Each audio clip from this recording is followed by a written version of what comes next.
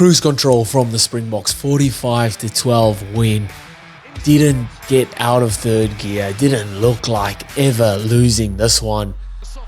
Not a polished performance at all, a ton of tries scored, but also a ton of tries left out there.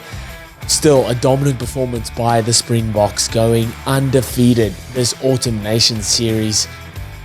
And Wales suffer their 12th loss on the trot. Not good signs for Wales at all here. Nonetheless, a dominant performance by the Springboks and a good way to end off their international season for 2024. Before we get into it, let me know in the comments what you guys thought of the game. Who was your man of the match? Who played well? Who didn't? What did you think of the game? I want to hear from you. Let me know in the comments. Hit that subscribe if you haven't already. Let's get into it. We'll stay with the Springboks first of all. Like I said, dominant performance, 7 tries, but still it was not the most polished performance. A lot of tries left out on the field, just that last pass going, not going to hand, or a little knock on creeping in, but still putting a lot of points on the board and still scoring some fantastic tries. They missed their first opportunity in Wales 22. They entered the 22 in the first half early on, but then get the ball turned over. Some strong carries from the Springboks. Wilco Low, really strong with ball in and in contact. But then the next opportunity they get, Franco Mostert goes bang. How about that try from Sos? Kudu Lena back at the ball there to go untouched to score. Beautiful, but how it all started with that attack shape out wide. Beautiful hands to draw defenders in. Really creating that space out wide or stretching Wales' defense. And what Franco Mostert does so well there is that line back at the ball into space, getting kind of weaker shoulders.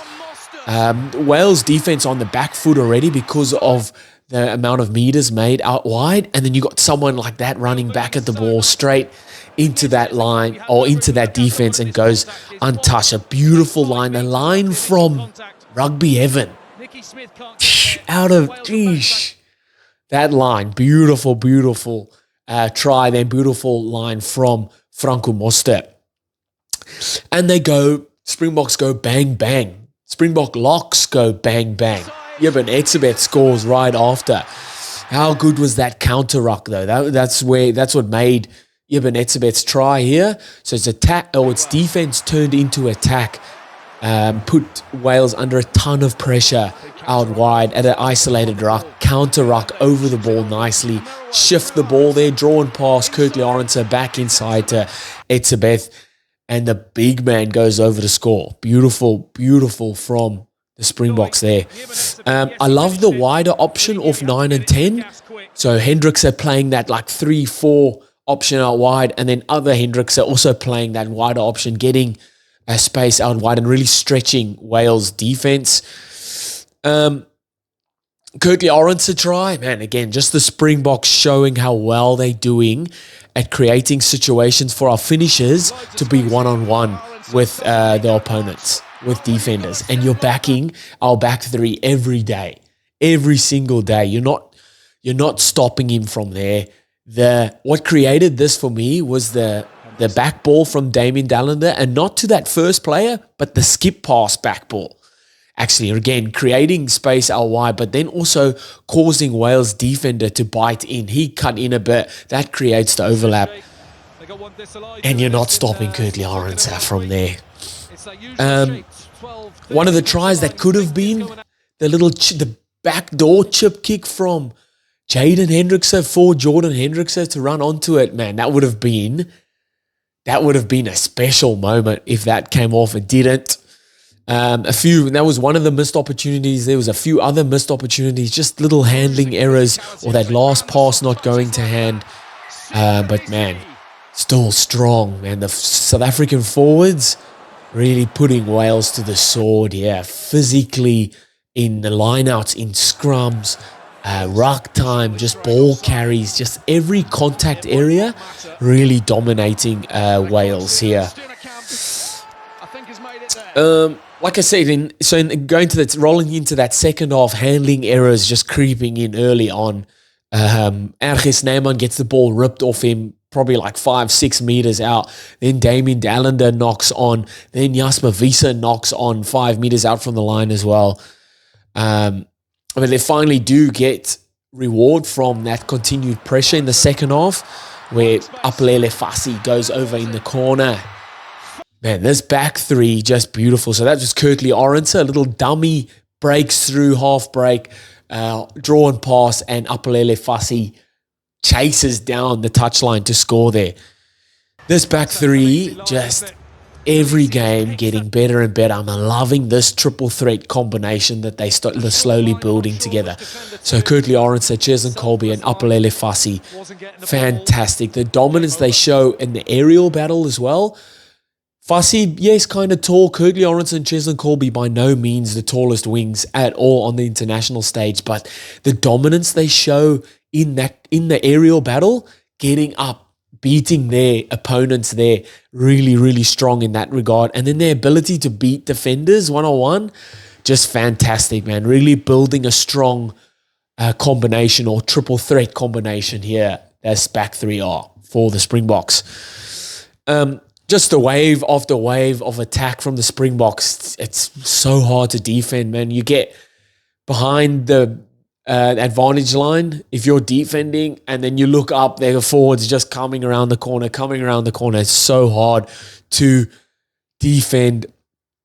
I did love the little soft touches they had in contact, so riding contact and then throwing the little offload or the little pop pass when they go to deck off the ground. And then for Jordan Hendricks' try, Kobus Reinach busting through, got two players on him, still gets the offload through, and Hendricks goes over to score. He played well, I thought, was strong off the boot, nice little touches off 10 obviously, but nice putting players away, just setting up their forwards and directing the team around the park nicely. He kicked 5 from 7, I think it was, and scored a try as well. So great play there from the 10. Then Franco Mostert was huge again. Obviously, that beautiful try, played the full 80 minutes, and just getting back to the Franco Mostert we know. Come back from a horrendous injury, and fantastic. Tough, man. Loves getting stuck into the physical stuff. Does all the donkey work around the park. Really, really strong performance, and good to see him back playing full 80 minutes. Going over to Wales, oh man, it's just it's hard. I don't know where they go from here. 12 straight losses. When I looked, it was 5 minutes to go, so 75th minute. They had 46 missed tackles. 46 missed tackles. That's really tough. I mean, they started the game with a strong defensive effort. Springboks got into their 22 early on and they turned the ball over, but then right from that, they just let in tries in, giving away soft penalties, obviously on defense, but that's like credit to South Africa or Springboks putting a ton of pressure on Wales defense. But it's the soft penalties that I thought are just really coach killers. It's the unforced penalty. So Springboks going up to gather the ball out of the air and then Wales players tackling them in the air. Like, you don't have to, that's things that can be avoided and just allows your opponents to stroll into the game. You're giving away tries or points, you're conceding points, and then when you try and get back into the game and then you concede soft penalties like that, it's really, really hard to get into the game at all. I thought they really struggled to keep up physically. Springboks are just dominant in the contact zone. But I will say, they just show that glimmer of hope. They show the resilience and determination. They were the last to score in the first half and then the last to score in the second half. Wales were. So that just shows that they stay in the fight. Yes, they got 45 points put on them, but they stay in the fight. They show resilience. That's why I've said it all along. There is something in the squad. There is something there. I just think there's a bit of disconnect between the players and the coaching staff. I think they need a new face to coach them or to help them coach them. Yeah, I definitely think there's that needed. And they just need a different outlook on how they want to play the game. The players are there. They need a different outlook. And that's all she wrote. 45-12. Springboks with a dominant performance. Let me know what you guys thought of the game. Who played well? Who didn't? Who was your man of the match? Hit that subscribe if you haven't already. And I'll see you guys next time. Bye.